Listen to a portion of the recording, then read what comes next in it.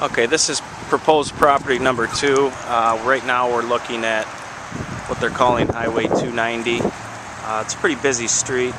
We're in a complex that has quite a few businesses, some restaurants, a dentist, store. So this would be our storefront here. There's an additional storefront over there, but I guess we're not going to get this whole space. So far, what I can tell, it's a busy street. There's a lot of traffic, and today being a holiday, maybe that's partly to do with it. We've got about 18-foot ceilings to the bottom of those girders. This space that you're looking at now is 19 feet wide by 120 feet deep. Probably proposed what we should do would be to knock these walls down, get rid of them. Square footage wise, to reach 4,100 square feet with the depth that we have here, we would be leasing about 35 feet. And again, this is almost 20 foot that you can see here, so there's an additional 15 feet that we'll have on the other side of this wall. So to get a 2,000 square foot showroom, if we want to utilize the front of the building, we'd have to come back about 20 feet from the face of the building and put up a demising wall. There are rooftop units. Seem to be functioning at this point, but they would need to be serviced. There's quite a bit of electrical that would have to come out. Obviously, we probably need to raise these lights up or change them out so that we can maximize the space of headroom. The door itself is a little skinny. It's only 8 feet, but it is almost 12 feet tall. I believe it's an 11-foot door.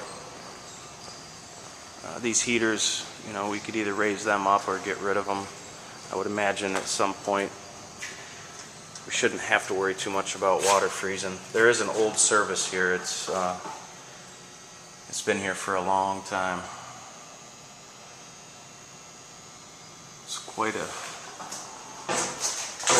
mess of conduit here. But from the looks of it, this is servicing a lot of the building here, so I don't know how this would work as far as doing a tenant separation. There is a little utility room here where all the TI was at one point. There's a ladder here for roof access. Herman's opening the roll-up door now.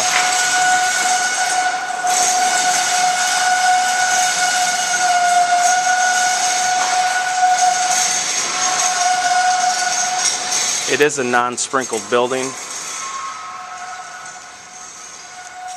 These columns that you see here now are about 33 feet from that far wall. So we'll actually, to get 4,100 square feet, these columns would be in the room. This back door, I'm thinking right about here is our 35-foot mark going this way. So that would be an exit door, means of egress in the back of the building. Ceiling could be eliminated and a demising wall put in. With the tenant separation, we'll have to separate all the lighting, and I'm told that the landlord could supply that as well, along with the TI. So this space that you're looking at now would be another tenant. All these changing rooms would have to come out.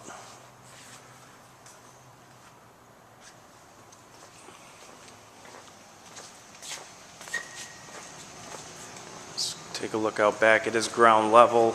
As far as getting a truck in, you know, he could easily park anywhere, circle around the building.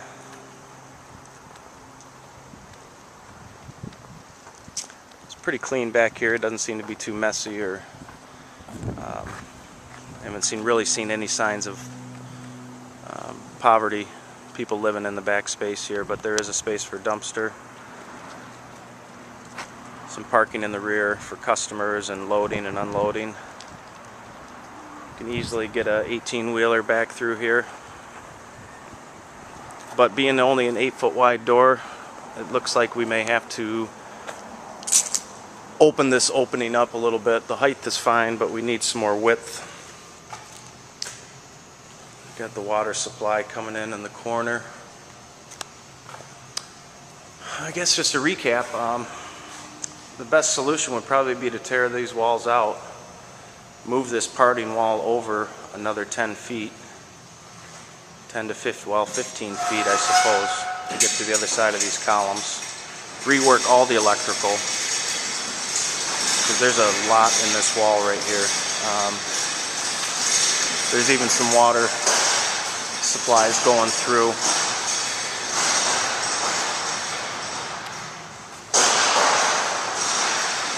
And again, right about in this area here, we could part this wall off to accommodate the showroom.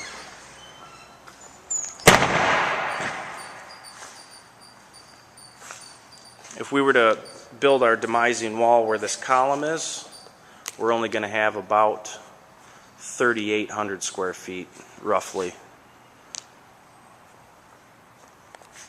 As far as bathrooms are concerned, there will not be any in this space. They're located on the far end of the building back over here, so we'd have to do some research. I'm told I can get a site plan or a floor plan to show where the underground systems are running. Again, I think the water line coming up out of there would easily supply a bathroom, but finding the waste is going to be it's one of the question marks we have.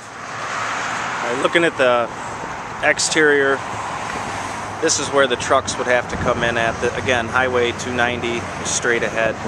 This is a little side street here. The expressway is a couple miles back east, so it's a little bit off the beaten path here, but the truck itself, an 18-wheeler, could easily back in right around this corner.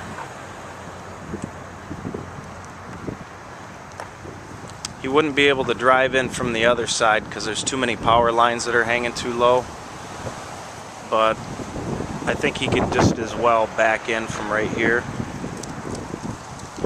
and then bring the ramp up, which could be stored in the back here as well. That's your roll-up door right there, and then he could easily just pull back out.